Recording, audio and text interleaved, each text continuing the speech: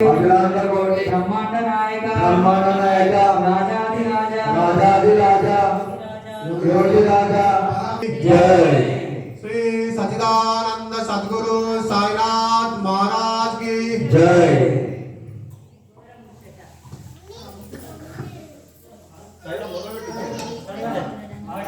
అందరికీ నమస్కారం।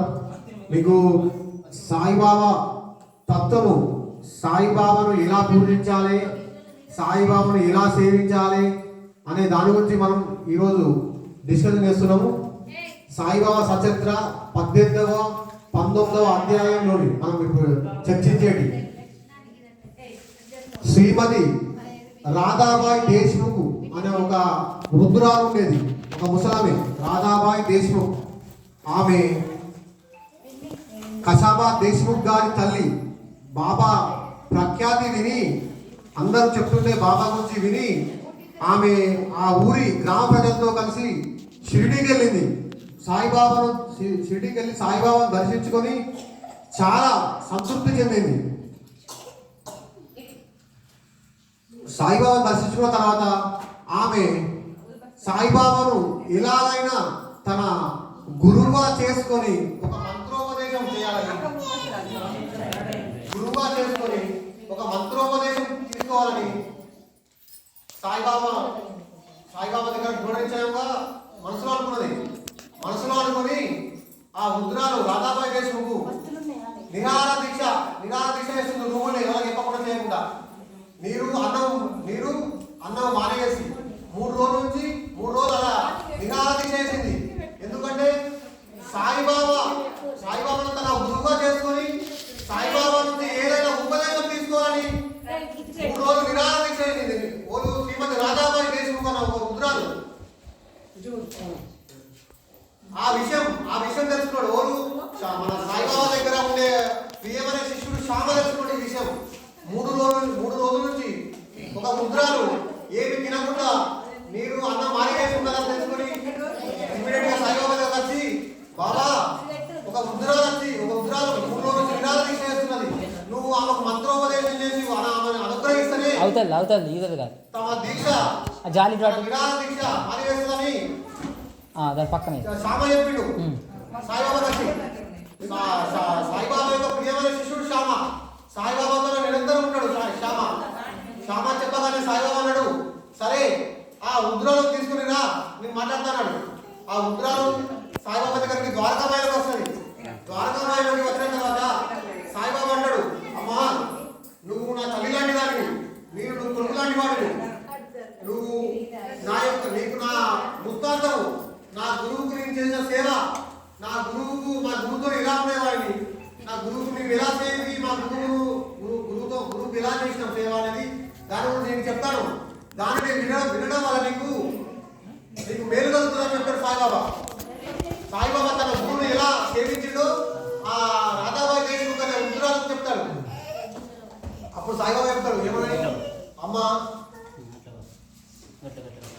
నాకు ఒక గురువు ఉన్నాడు, ఆయన గొప్ప యోగీశ్వరుడు, నీకు దయార్థ హృదయుడు, ఆయన ఒక ప్రేమ అవతారం అని చెప్పవచ్చు సాయిబాబా చెప్తున్నాడు। ఆ వృద్ధురాలు ఆ సాయిబాబా ఆ రాధాబాయి దేశ్ముఖ్ చెప్తున్నాడు, అమ్మ నా గురువుకు నేను 2 రూపాయల దక్షిణ సమర్పించిన, నా గురువు నన్ను 2 రూపాయల దక్షిణ అడిగాడు, ఆ 2 రూపాయల దక్షిణ సమర్పించాను, నా గురువు సంతోషించాడు। ఆ 2 రూపాయల దక్షిణ ఏంటిదంటే నిష్ఠా సబూరి, ఆ 2 రూపాయల దక్షిణ ఏంటిదంటే శ్రద్ధ సబూరి। శ్రద్ధ అంటే మన మనస్సు ఎప్పుడు గురువునందే నిలుపుట, శ్రద్ధ అంటే శ్రద్ధ నిష్ఠ అన్న ఒకటే। సబూరి అంటే శుశ్రూష చేయడం, శుశ్రూష అంటే గురువు సేవ చేయడం, సంతోష స్థైర్యంతో చాలా కాలం సేవ చేయడం। 12 సంవత్సరాలు సాయిబాబా తన గురువుకు సేవ చేసిండు।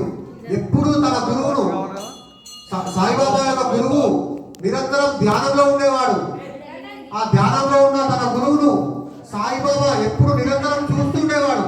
అట్లా 12 సంవత్సరాలు సాయిబాబా తన గురువును చూసుకుంటూ అలా నిలిచిపోయాడు। సాయిబాబా తన గురువనుతోనే తన వెంట్రుకలను తల గురించుకున్నాడు. సాయిబాబా తన శిష్యుని సాయిబాబా గురువు సాయిబాబా అడిగాడు, నీ తల వెంట్రుకలు ఇవ్వంటే తల వెంట్రుకలు ఇచ్చాడు. ఎప్పుడైనా మనకు సాయిబాబా కావాల్సింది శ్రద్ధ, సబూరి. శ్రద్ధ అంటే మన మనస్సు ఎప్పుడు సాయిబాబా మీద లగ్నమవడం. సబూరి అంటే చాలా కాలం సేవ చేయడం. అలా సాయిబాబా తన గురువును 12 సంవత్సరాలు సేవించుకున్నాడు. ఇదంతా ఎవరికి? సాయిబాబా రాధాబాయి దేశ్ముఖ్ చెప్తున్నాడు సాయిబాబా చేసిన సేవ గురించి.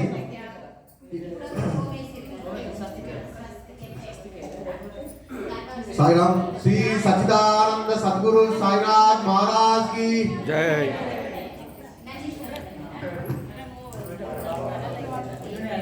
పాట పాడతాం.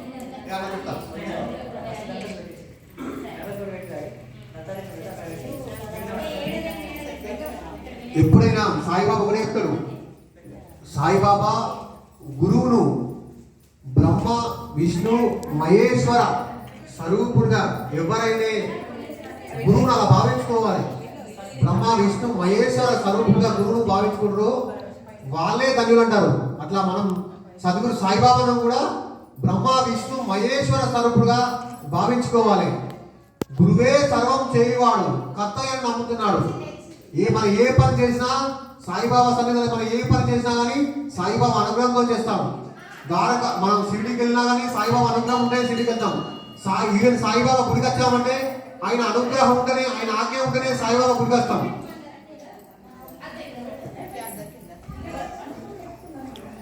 ఓకేనా? అలా ఆ ఉగ్రహంతో సాయిబాబా తన గురువుకు 12 సంవత్సరాలు చేసిన సేవ గురించి చెప్తాడు. సాయిబాబా కూడా అంటాడు, నువ్వు చేసే పనులు, నువ్వు చేసే ఆలోచనలను నా కొరకే వినియోగించాలంటాడు.